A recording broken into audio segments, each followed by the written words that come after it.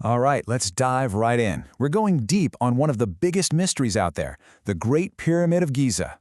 But we're looking at it through a whole new lens, thanks to our source material, which claims it was never a monument for the dead, but a massive, powerful engine for the living. This is going to be a wild ride.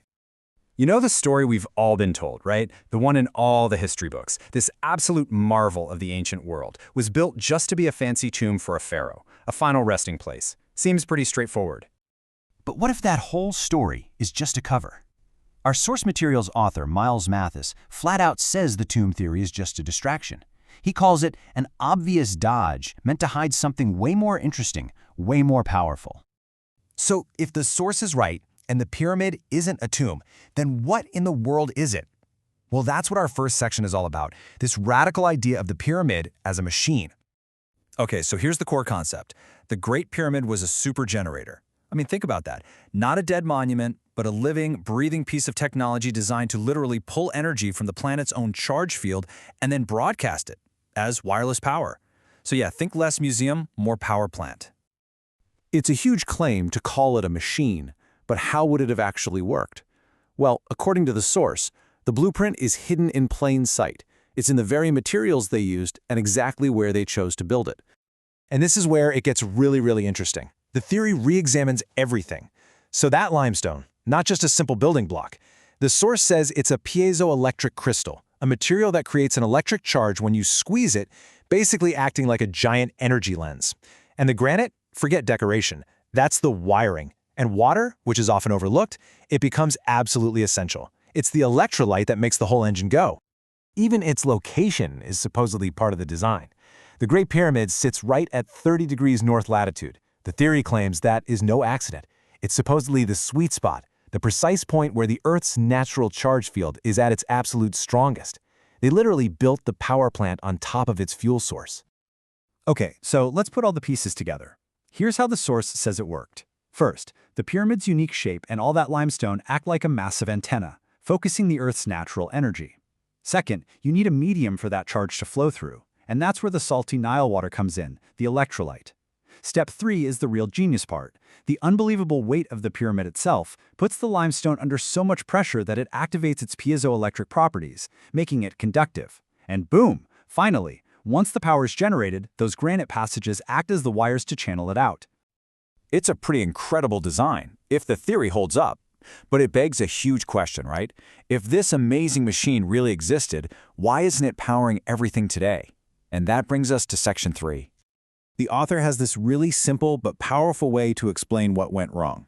He says it's just like an old car battery with no water in it. The machine broke down because it completely ran dry. It lost its most critical component, the water. And just like that, it couldn't hold a charge anymore. And the theory describes this whole dramatic chain of events. It all kicked off with a natural disaster, a huge ancient drought. This makes the Nile River dry up, which starves the pyramid of its water supply. Without that electrolyte, the whole generator shorts out, causing this catastrophic failure, an implosion, fueled by its own incredible power. The source even argues that this is what caused all that internal damage and the strange, slightly concave faces of the pyramid we can still see today. But that just raises another massive question. I mean, if you built something this incredible and it broke, why wouldn't you just fix it?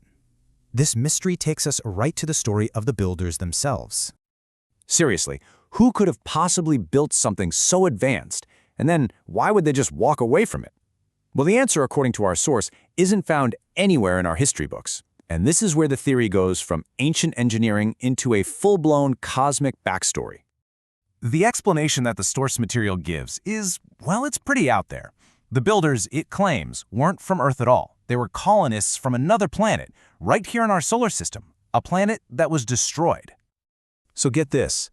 The story goes that a long time ago, colonists from a world the author calls Original Venus came to Earth and built the pyramid. But back home, something went terribly wrong. They were trying to harness energy from their own moons and accidentally messed up their orbits. This caused 2 of their moons to collide in an event so massive it created the asteroid belt. The impact actually knocked their homeworld out of orbit, sending it careening through space until it eventually settled into the orbit of the planet we now call Venus. And the result of all that? The colonists here on Earth were stranded, completely cut off from their home with no way to repair their broken power plant. So, we have this story of an ancient, broken-down machine built by a stranded alien civilization. What in the world does any of that mean for us, right now? Well, that leads us to our final section, the idea of actually repairing this ancient power grid. You see, the theory doesn't just stop at the pyramid. It tries to connect the dots between a bunch of other ancient mysteries. The Great Pyramid is seen as the central power station. Ley lines, those are reimagined as the wireless transmission grid, using the planet itself to send the power. In places like Stonehenge, the source suggests they were power relay stations, basically cell towers on the ground for this global energy system. So if the pyramid really is just a broken machine, could we fix it? The source actually proposes a 4-step repair plan. First, you'd have to reconnect it to a water source. Then, you'd need to fill the internal chambers back up with salt water and seal everything up tight. Third, you'd have to rebuild that smooth outer casing and put the original capstone back on top. And then, the biggest challenge of all, you'd have to figure out how to give the engine a spark to get the whole system running again. And that just leaves us with one last absolutely massive question to think about. If any of this theory is even remotely true, what would it mean? Could bringing this ancient machine back to life, this technology that's been sitting dormant for thousands of years, actually be the solution to all of our modern energy problems? Now that is something to chew on.